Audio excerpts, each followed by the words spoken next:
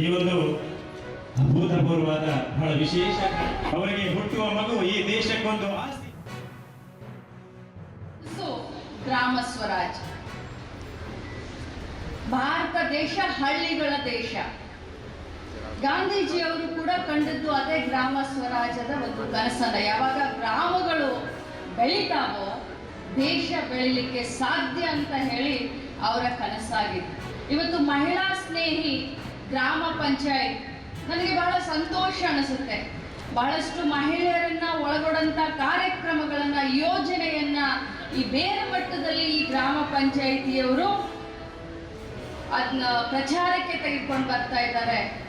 ಅದನ್ನ ಆ ಯೋಜನೆಯ ಲಾಭವನ್ನ ಮಹಿಳೆಯರಿಗೆ ಕೊಡುವುದರ ಮುಖಾಂತರ ನಿಜವಾದ ಪಂಚಾಯಿತಿಯ ಅರ್ಥವನ್ನ, ಗ್ರಾಮ ಸ್ವರಾಜ್ಯದ ಅರ್ಥವನ್ನ ಅವ್ರು ಮೆರಿತಾ ಇದ್ದಾರೆ ಅಂತ ಹೇಳಿದ್ರೆ ತಪ್ಪಾಗ್ಲಿಕ್ಕಿಲ್ಲ.